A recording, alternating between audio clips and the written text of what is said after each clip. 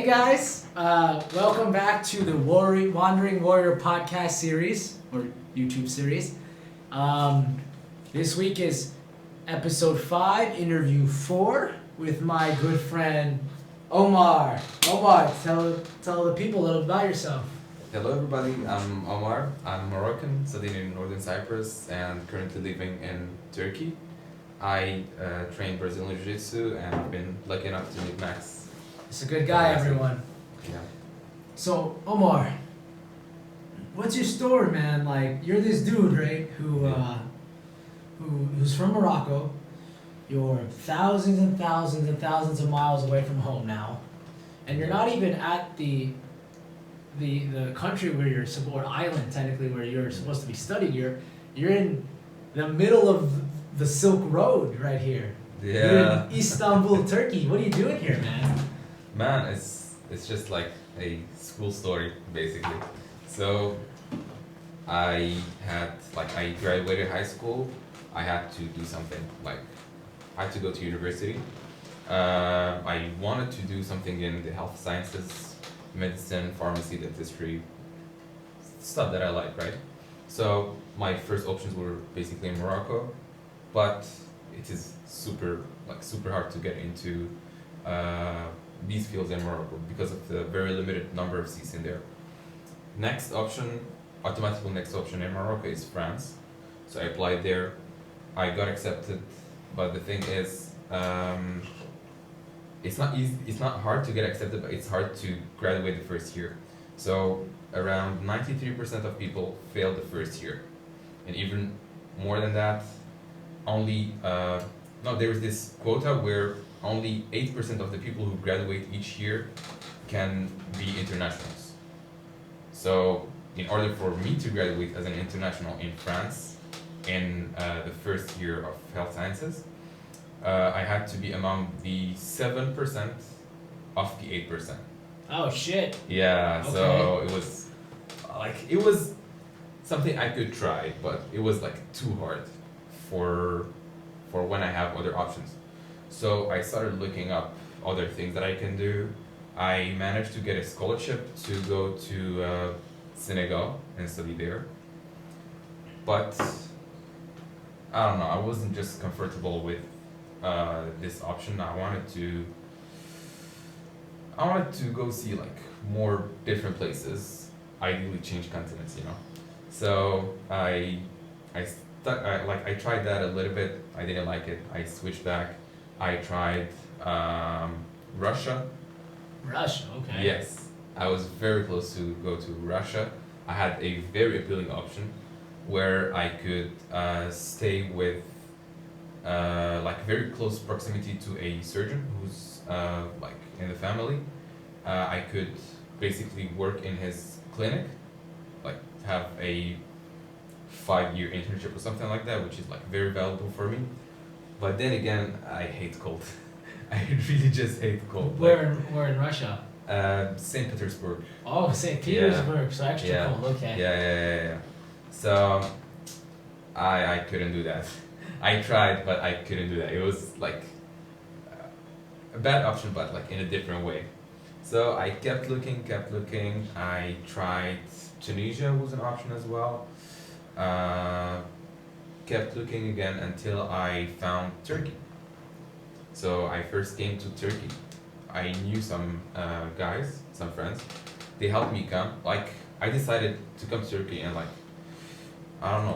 weeks or something. Was between the time I first heard of it and the time I arrived was 2 weeks. I arrived, I knew nothing, I didn't know the language. I just came here. I told my friend to wait for me at the airport. I don't know, I was just so careless. So I ended up spending 1 year here studying the language and studying for the international students exam, which takes about a year to study both. You get the language and you apply for university at the end of the year. So I was targeting state universities and studying in Turkish. But yeah, Turkish is a very easy language, was a very easy language to learn for me, but because I know Arabic and French, and the vocabulary is a mix between Arabic and French and Persian. Time out. Yes. Time out. Wait, so you speak Iranian too? That's something that came up later in the story. Ah. Yeah. Well, wait. So I think the people would like to hear you speak. Wait, say something. Obviously, he speaks Yeah. English, right? Number Yeah. one. Number two, speak Turkish for them, just a little bit. Turkish, yani Türkçe konuşabilirim. O kadar iyi değil ama yani Now switch it up to Arabic. Arabic, I would say I'll use Moroccan Arabic because it's a bit different, but العربية هي اللغة باش نهضر اللغة باش كبرنا وكل شيء دونك عادي. Now switch it up to French. Le français est à peu près ma langue natale, donc c'est quelque chose d'assez automatique pour moi. Now, is it possible to switch it up to Iranian? Man, Persian, I know some notions I get when people talk Persians, but like I know a couple words like introduction, salam, Chitori. chikamikoni. What is it? Man Omar Hastam. Yeah, something like that, yeah. This stuff. Like I can order food, I guess. Like I don't know. Conversational. Yeah, like you can start a small chat with a person. He speaks 5 languages, guys, or 4.5. Every time I meet people like this, it's absolutely mind blowing to me. It's because you have to switch from a one brain, English brain, right? Shut it off and go to the French brain. Shut it Yeah. off and go to the Moroccan Arabic brain. Shut it off and go to the Turkish brain. Like to be, it's like if you do jujitsu, it's like literally switching lower body attacks to upper body attacks. To lower body attacks and back to upper body attacks, but with languages, it's insane. And if you don't do jujitsu, then well, you get the point. You can also like compare it to switch in between gi and no gi from like during the same match, you know. Oh, that's another one. Yeah. Gi and no gi, and I don't hate gi. I actually started training it, but I don't find it favorable. Yeah. So go on with your story. Where were we? Coming to Turkey, yeah. Coming to Turkey. Yeah. Exam, doing. Yeah. So I had a good year, honestly. I was doing nothing, just studying the language and chilling with my friends. It was quite easy, but what I noticed is that at the end, as much as I can learn this language, I don't know it as much as French, Arabic, or English. And if I study whatever I study in Turkish, it would be limiting me a bit to stay around like countries speaking Turkish. Or at least it will be more difficult to switch to another country because I have to translate everything I learned into another language. I applied for a couple of universities and I actually went to a city called Mersin in the south of Turkey. I registered everything and just by chance because that day was very sunny and I needed a hat. I went to get one. I asked for directions and I happened to ask a desk inside of the mall. This desk was a I don't know how they call it, like recruiting students or something like that for one university in Cyprus. So they helped me with the direction and they were like, so you're a student, right? I was like, yeah, sure. They were like, do you want to hear about our university? We offer like a lot of programs, this and that. Like, yeah, why not? So we were talking, they said they had this very good pharmacy program and they were like the best university in Cyprus for like the best pharmacy faculty in Cyprus for that, like all of good stuff. I take the brochure with me, I went back to the hotel, spoke about it with my parents. They were actually very motivated for it because I wasn't doing pharmacy in Turkey. And 2 weeks later, I'm in Cyprus. That's cool, man. Yeah. It's called taking action, everyone. Yeah. You take action. Yeah. It was That's a wild story. yeah, it was pretty fast. The weird thing is, I never realized, but the first time I had to speak Turkish, like I had to speak Turkish for every single thing that I'm doing. Because before, even though I was in Turkey, I was staying with my friends, and they are like they stayed there 3 or 4 years, so they were fluent in the language. Whenever I needed something like technical or something I couldn't do, I could ask them and they do it. So the first time I spoke Turkish was that day when I went to Mersin. I went to the city. Everybody disappeared. We went from the bus. Everybody disappeared. I was inside. I didn't know where the hotel was exactly. I didn't know like anything, any place in there. So I had to manage it myself in Turkish, which was very challenging at the time. And then same thing happened when I arrived in Cyprus. It was the first time that I had to communicate in English. Even though I knew I had good English, but I never really practiced it, you know, like in a real life situation. And that was like these really were like good experiences. You get to test yourself somehow. You take theory-based stuff. And Yeah, you get hands-on activities, man. I get and it. you get surprised. You get good surprises most of the time because you don't know if you can do it or not. But it's like swimming, you know, like you jump and you manage it somehow. It's like anything. You want to date a girl. You want to learn how to cook. Yeah. You want to learn how to code on the laptop, man. Yeah. Practical experience. Yeah, that's it. So I ended up staying 4 years in Cyprus. This was supposed to be my 5th year, but then COVID happened, and most of my friends here are graduating. So I was like, why not come here? Why not come back to the place that changed it all for you? Yeah.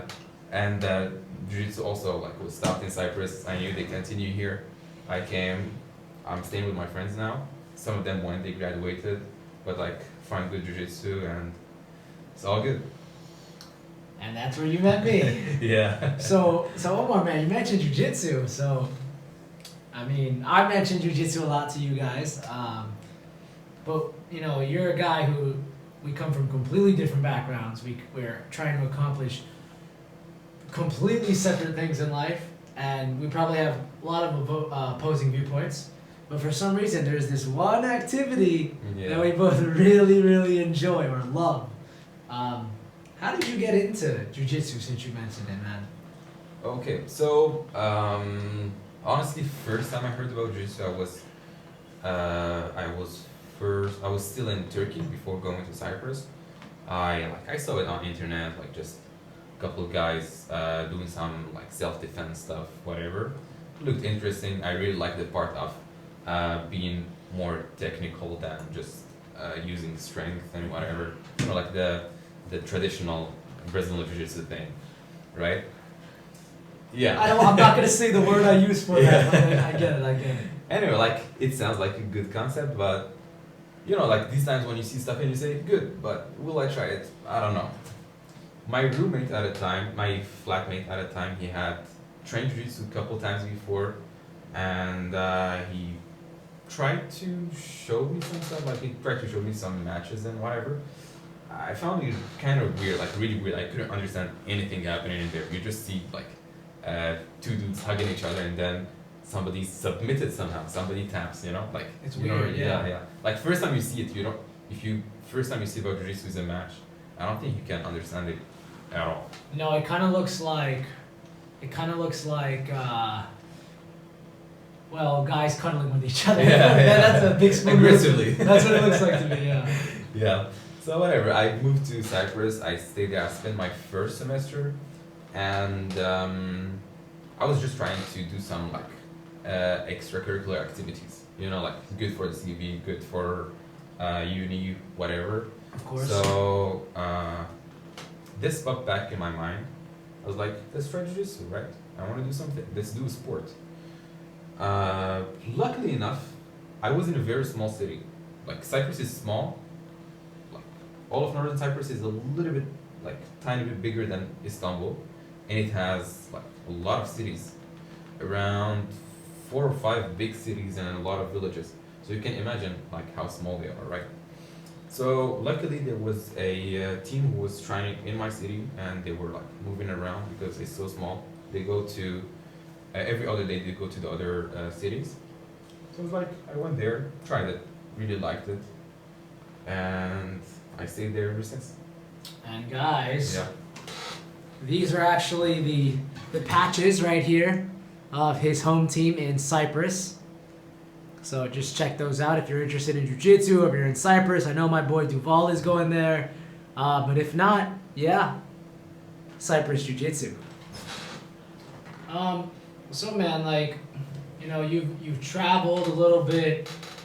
you've not only traveled, but you've lived and worked and went to university in all these foreign lands, right? More, foreign from wherever you're from, anyways. Yeah. You trained with a bunch of foreigners, including myself, and you know how jiu-jitsu guys are. They're weirdos, man. Yeah. So you've seen like a good like portion of, not a good portion maybe, but like a good amount of human nature, so to speak.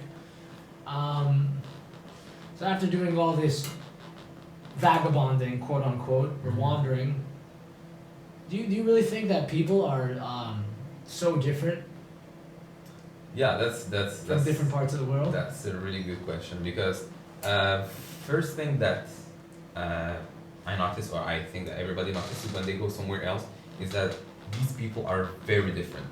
We don't act the same. We don't do the same things. We don't even speak the same language. But the thing is, as soon as you get to know the language, as soon as you start to understand the language, and just a bit of the culture, you will see a lot of similarities between yourself and these people, and your culture and that culture. I can't say that this extends to like all of the world, especially the culture part, because so far all the countries that I've been to, they are kind of close to each other. Like especially when it comes to culture between Morocco, Turkey, or Cyprus. But still, I can see now much more similarities than I thought they would be before. Because before I thought that these people are completely different. But from my own experience, the more you stay, the more you learn the language, especially, the more you see that it's basically the same thing, just it sounds different, So yeah. No, man, that makes sense. I mean, the language itself, right? I would respectfully disagree to a certain degree. I don't think it's just the language though, because I don't know what the correct statistic is, but people say, or experts say, that 40% of communication is body language alone. Mm-hmm. So, and I know that I've gone to foreign countries where literally I only speak English. Yeah. And I get it. English is the universal language, you could argue, but there have been times when I literally have to just use like body language or like a smile even, right? And like maybe it takes 5 minutes to figure out what I'm trying to convey, but I will get it done. And that's not a case that you could say for everyone, but I'm sure that it has some validity. So I would agree with you in the verbal aspect, definitely, but I would also say that it's also body communication, so to speak. I don't know, like for body communication, especially in this case, you can't really get a lot from it, because you're just trying to do something quickly, like an easy task. Let's say you're asking for directions, but you can't talk about like a full concept or something using body language alone. You definitely cannot. You're right, which is why it's not the end all be all. Mm-hmm. But I would say it's one of the baselines, simply because there are over 6,500 languages spoken in the world. Yeah. But all these languages, right? And this comes back to the whole, we're not inherently different part. All these languages has one common denominator. They're all people, right? Yeah. They're all people using these languages. And people, they're not verbal creatures, right? Mm-hmm. Which is why there's miscommunication errors, there's, you guys know it when you're dating someone, sometimes someone says something but their body language says otherwise. Same thing with jiu-jitsu, which is a beautiful thing. I think that we only communicate with body language. Yeah. We realize how deceiving body language can be, just like verbal language can be. But it's until you actually dive deeper into this concept of studying a verbal language or studying a body language where you really get to know the subtle nuances of, different movements or dialects, so to speak. Especially when you said the thing about jiu-jitsu, I actually take it back. I think that you can still communicate with body language, but it depends on how.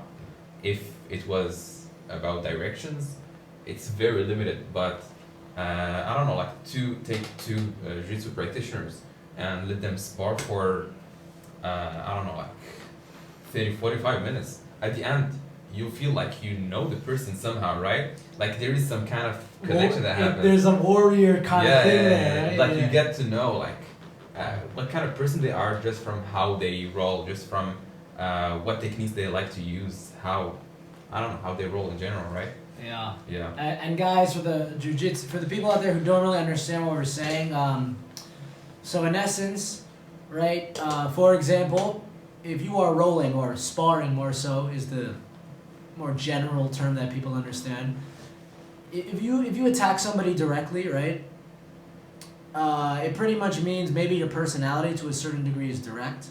But if you're the type of person in life and in martial arts training who enjoys putting psychological pressure on your teammates, and that could mean pretending to go for one thing but doing the other, pretending to attack this but doing the other thing, you know, to a certain degree, that person can make an assumption about who you are, you know, character-wise, and it's not accurate fully, but like it tells a little bit of the story, right? Yeah, of course.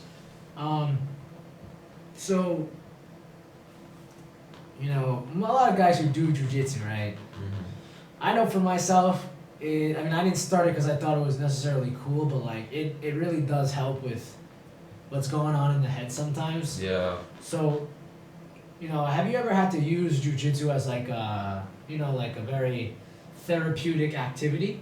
And maybe not all the time, but sometimes, right? And if so, like, was there ever a time, Ran, where like you hit rock bottom and you needed jujitsu there to help you, or you needed some sort of activity to boost your morale or give you a different perspective on things? Yes. So I'll answer the first part first. So yes, jiu-jitsu definitely has this aspect where man, you just feel different. You know, like you just feel good after training, and this had a very weird feeling on me because especially the first semester I was staying in a dorm where like you can't just go and wash your own clothes. They have their own laundry machines, you know, own laundry room. So you can put your clothes in there and they fix it for you. And I could never put my gi there because I knew they were dried with the dryer and ruin it, right? So I used to go walk 30 minutes, train, come back, another 30 minutes, and hand wash it every single day, just because I loved it, you know, like I love how good it feels afterwards. I love how relaxing it is, and doesn't matter what you had during the day. You might be like super stressed or whatever. You just go, you train, everything is clear, you know, like it's like you sleep and wake up in the best mood ever, and then you can go back home. It gives you more energy. Like I'm not that kind of person to go and arrive back home at 9 and then start cleaning and doing like all this stuff, like hard labor, let's call it. But hand washing again, I don't know if you ever tried it. Man, it's freaking hard. Man, I've hand washed clothes before with dish detergent and, you know, soap because I'm cheap. I like to save money. My uncle taught me. Man, even washing regular clothes, rash guards, that stuff is annoying. But I can imagine a gi. Right. But it was, for me, it was worth it. You know, like I like my stuff. I don't want people to ruin my stuff. So I was ready to do that, and I liked jiu-jitsu and its effects. So yeah, I was like, in for it. Let's do it. Mm-hmm. For a time that I hit rock bottom, honestly, the time that I can think of, I didn't know jiu-jitsu yet. Mm. You know, like the time that I hit rock bottom was the time after high school because I was lost. Like I was completely lost. But weirdly enough, I was trying like, I don't know, like was something like a gut feeling, let's say. But I was trying just physical activity. I used to take my bike and go for like I don't know, I just go until I feel like it's enough, and then I come back. It might be like an hour 45, 2 hours, doesn't really matter. But I think it's the same aspect, like the physical activity part of things. It helped a bit, but not as much. Like I never had this uh, Zen moment, let's call it, Well, riding. after training, after a good training. But yeah, Well, let's say you had jujitsu back then. You think it would have helped a lot more? I think it would have helped a lot more, Oh. especially that you have human interaction after every training. But you can get that anywhere, right? Yeah. Not during COVID, obviously. No, I but- mean I mean comparing it to what I used to do. I used to go run or on the bike by myself. Mm. But for jiu-jitsu, you have to have human interaction, and it just happens to be nice at the end. You know, everybody's relaxed. You unless you don't want to, you will always have like a small chat with somebody, and in general, people are always helpful around the gym. I don't know, like it's this connection, right? You feel like you want to help everybody in that gym because you like the gym, so automatically you link it to the people in there. Mm.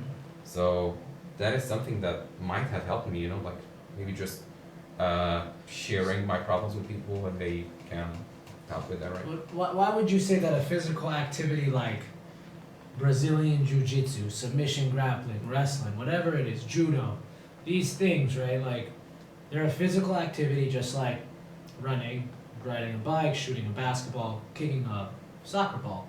Yeah. But there's got to be there's got to be something about the idea of choking people out and essentially it's imposing your will on someone, physically anyways. There's got to be something about that really that really speaks to whatever is in here. Yeah. Like, again, I will compare it to what I've tried. Running is great. It frees your mind. It lets you think of whatever is bothering you, whatever thing you have on your mind. But when you train jiu-jitsu, you switch like survival instinct. You know, you don't have space for any other thought. It forces you to clear your mind. You have to defend this choke. You see it is coming. You know, like you have to escape. You have to set up a choke. You have to set up a submission, something like that. So it's like it forces you to forget everything else and focus on what's happening right now, right?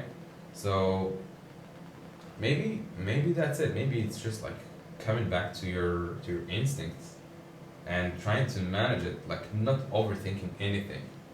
Because if you're rolling with somebody and then you start thinking about other stuff, that's getting you submitted like pretty quickly because you lose focus and stuff happen, right? But, and this is just me arguing here for the sake of arguing, but I met a lot of surfers in Hawaii, Honolulu, who they actually will say, you think martial arts is dangerous, you think jiu-jitsu it brings out your prime instincts, but imagine being on a surfboard, right? Imagine facing this 6-foot wave, man, and a 6-foot wave, a 3-foot wave is one of the I've almost drowned in 3-foot waves, man. They're crazy, and it's like you have to navigate your way through this the belly of the beast, a natural thing, right? Water more so than human interaction, but I could say that if you are stuck, if you have to be dead focused on that wave, or else you die, right? Yeah. Same thing as if you aren't focused on your heel, somebody catches a heel hook, Pops. it pops, right? There's a massive consequence to your actions. So how would you then differentiate, jiu-jitsu, an activity that puts you in the moment, from another activity that puts you in the moment? I don't know, really. Like, it's more strategic.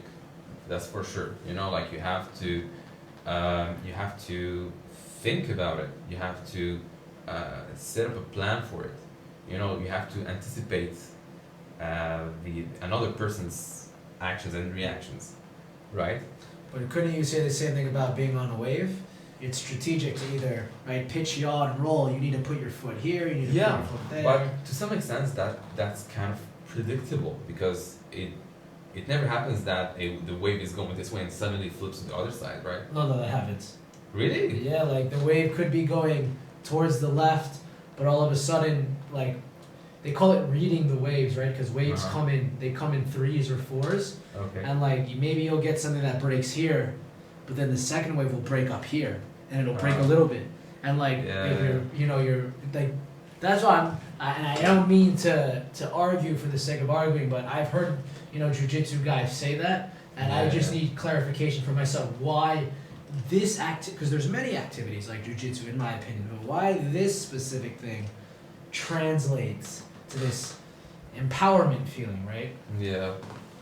Honestly, I'm not that much of a sports guy, so I don't have that much experience with other sports, but I feel like the human interaction has something to do with it, because as complex as it can be, like when it comes to like a natural phenomenon or something, we have time to study it, and it's more or less the same thing. Human can always surprise you, like there are basically techniques getting created every time. So I think a human is much more difficult to read than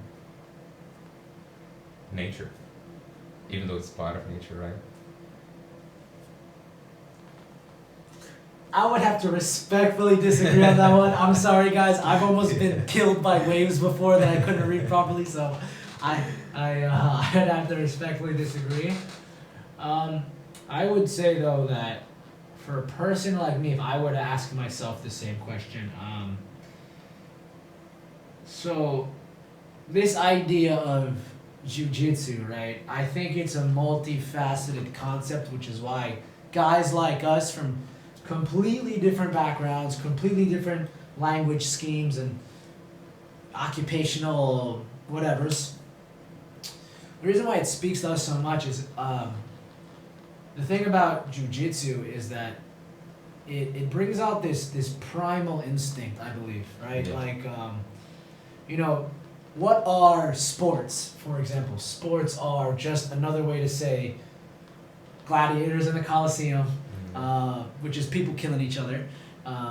It's just another way to say war, which is, you look at history thousands of years ago, it's just something that we developed, right? That we can be entertained with, but it's essentially war. Basketball is war. Football is war. Tennis is war. Everything is war, and that's a problem because it's not war. It's like I'll be honest. You're kicking a ball, you're shooting a ball, you're hitting a ball. Maybe you're running against somebody, right? But you put a runner inside a mat. Guess what happens? That marathon runner gasses out in seconds because there's a difference between running on a track or running on a hard, field or whatever, and there's a difference between somebody literally trying to break your arm, break your wrist, choke you out, and that adrenaline it gets it starts pumping, and that adrenaline, man, that starts to pump from jiu-jitsu, that's a specific kind. That's the adrenaline of our ancestors, in my opinion. That is the primal instinct of flight or fight, coming out in a more controlled environment. And when you hit certain white belt, blue belt, purple belt, brown belt, black belt, when you hit certain belt levels, right, and they don't matter too much in my opinion, but like when you hit certain levels, man, the better you get at it, at controlling this little beast in you, this little primal instinct, the more empowering it gets, which is why you have that euphoric experience at the end, which is why the bonding, right, the bonding of, hey, you're this dude who comes from a different part of the world, but you're trying to tame that wild beast. Yeah. I'm trying to tame this wild beast by, fighting. And there's beauty in that after, you essentially go to war and then you just, it's just sunshine and rainbows, man. Yeah. I don't know. There is also this thing where, from physiological point of view, in jiu-jitsu you're getting choked. You're getting less blood to your brain. You're about to die. I've been choked out for the first time, like recently, like a couple of weeks ago, and it's a very weird sensation. At the end, I was very tired during that sparring session. I got choked out. I woke up first. I was very disoriented. I didn't know where I am, and I felt so good. I felt so energized. Yeah. You know, yeah, like yeah. that's something I still can't explain. It's the masochist in you coming out, man. All jiu-jitsu guys are We love feeling pain, man. But that's the weird thing, right? As you mentioned, running, yeah, you can have difficulty breathing or something like that. But that blood stops from coming to your brain. It's like it's instant, and your brain knows that, and it knows how important it is. So maybe that's why it has a tendency to bring out your instincts with a like more than other sports. Maybe let's say. Of course. No, I'd agree, man, wholeheartedly.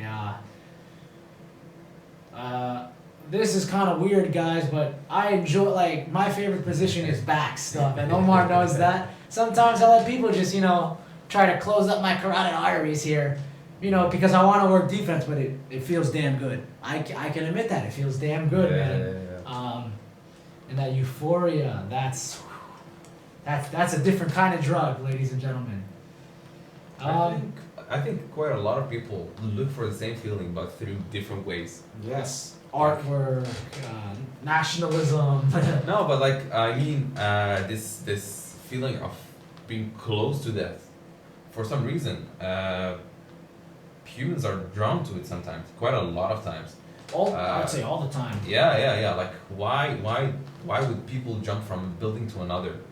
Why would they walk on like the edge of a bridge or something like that? All those damn YouTubers who are. Yeah, man. For me, that's crazy. Like that's. But it's not, right? Yeah, it's crazy, but you get until it. Until you try it, until you get that feeling. Like why jump from an airplane? You can. It will land after minutes if you wait, but still, it's for the feeling. And that feeling, man, is the feeling of death, ladies and gentlemen. Is control. The idea of controlling death, or maybe death isn't the right word, but controlling that risk. That risk here. Yeah. Well, we got time for a little bit more, but Mr. Omar, now, what would you tell the audience members listening if you had to leave them with a final thing about mental trauma, jiu-jitsu, meeting people, human nature, these kinds of things, right? If you had to combine it all together, what's something you'd like to leave the audience members with? Yeah. So I think all of this intertwines at the end. The thing that I've learned, the thing that I've appreciated the most from traveling between all these countries is the number of people that I've met, and the different cultures that you get to learn from, the human interactions, and how people will always need people at the end. Like for me, that's the key. Like sometimes at the end of a very long day, you feel very bad until you talk to the right person, and that changes your whole day automatically. I used to have this let's call them chilling sessions with some friends. Chilling sessions. Yeah. Okay. Yeah, where we just sit and we talk. We just talk. Maybe we talk for hours, and it feels like minutes, but it's incredibly helpful. Like you can avoid so many problems that you would overthink with yourself, because I don't know, we have this tendency to overthink when we're alone. Oh yeah. Yeah. So talking to people is always the right thing, and asking for help.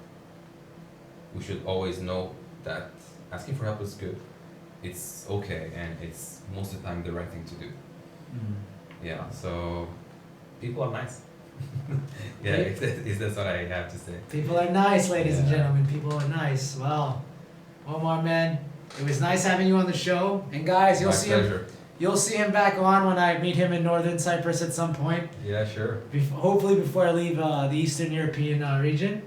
And I guess we are finding out, once again, we're finding out that we're not so different, one conversation at a time. And you hear this from all the famous guys in the world and all the dead people. One conversation is all it takes, because it's all you can do, right? If you want to change the world, change it by changing yourself first. Have a good one, everyone.